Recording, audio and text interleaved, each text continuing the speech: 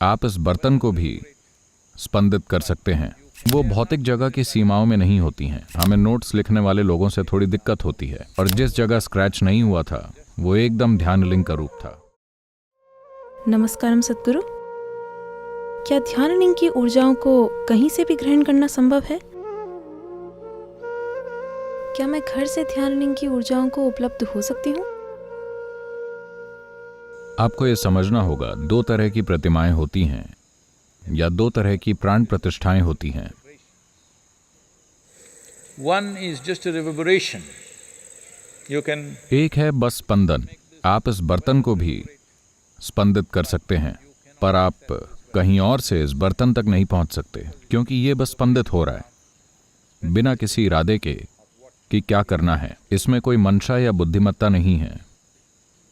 पर प्राण प्रतिष्ठाएं जो देवी जैसी जटिल होती हैं, या ध्यानलिंग जो और भी ज्यादा है,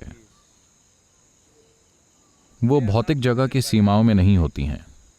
आप जहां भी हैं, अगर आपके द्वार खुले हैं तो ये उपलब्ध होंगे।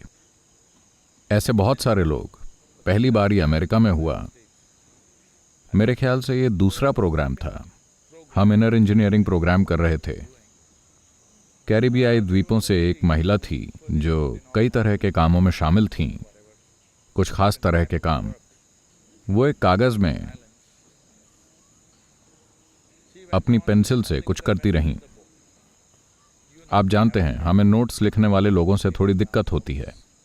तो मैंने कहा, नहीं, आपको नोट्स नहीं लिखना है, बस मेरे साथ रहिए। तो वो मुझे देखती रहीं, कागज में नहीं, बस मुझे, और पेंसिल से उस पर कुछ करती गईं।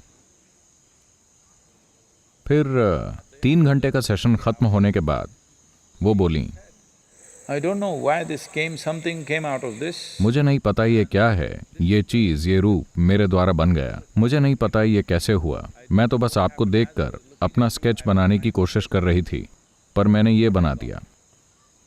ये ध्यानलिंग का एक सटीक अनुपात था। उसने हूबहू ध्यानलिंग का चित्र बना दिया। इस तरह की उसने अपनी पेंसिल से पूरा पेज स्क्रैच कर दिया, और जिस जगह स्क्रैच नहीं हुआ था वो एकदम ध्यानलिंग का रूप था, एकदम वही अनुपात।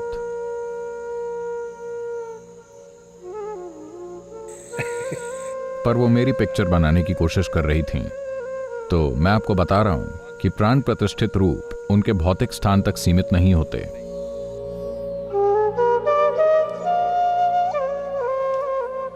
As Dhyanalinga is not a particular physical form, but it's an energy form which defies time and space. चूंकि ध्यानलिंग कोई भौतिक रूप नहीं है, बल्कि ये एक ऊर्जा रूप है जो स्थान और समय से परे है, तो अगर कोई इच्छुक है तो आप कहीं भी हों, ये आपको उपलब्ध है। पर फिर भी आप में से बहुतों को ये बहुत काल्पनिक लग सकता है।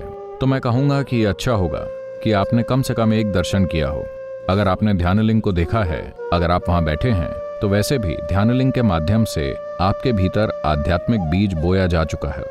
और अगर आप अपने लिए बस एक समय फिक्स कर लें, अच्छा होगा कि सुबह या शाम में, और बस शांत होकर बैठ जाएं, तो ध्यानलिंग की ऊर्जा आपको आपके भीतर से जरूर आगोश में ले लेगी। और अगर आपको सपोर्ट के लिए कुछ देखने को चाहिए, तो आप एक फोटो या यंत्र ले सकते हैं जो आपको जरूरी सपोर्ट देगा। पर ये सारे सपोर्ट बस इसलिए हैं क्योंकि व्यक्ति मनोवैज्ञानिक रूप से विचलित है, नहीं तो इनमें से किसी की जरूरत नहीं है, क्योंकि इसकी उपस्थिति में जो आध्यात्मिक बीज बोया गया है वो वैसे भी इसे सुनिश्चित करेगा। पर अगर आपको कुछ दिखने वाला सपोर्ट चाहिए तो जरूर आप ले सकते हैं, या फिर मंत्र या कोई सीडी या कुछ ऐसा चला सकते हैं जो आपको इसमें सहायक ध्वनि का सपोर्ट भी देगा। पर वास्तव में अगर आप घर में इसके लिए एक जगह रखें और बस शांत होकर बैठ जाएं, और अगर आप उस स्थान पर जा चुके हैं तो आपको अपने भीतर ये महसूस होना चाहिए। अगर आप उस स्थान पर नहीं भी गए हैं तो भी ये संभव है, पर उसके लिए आपको ग्रहणशीलता के खास स्तर पर होना होगा, जो शायद हर किसी के लिए संभव ना हो।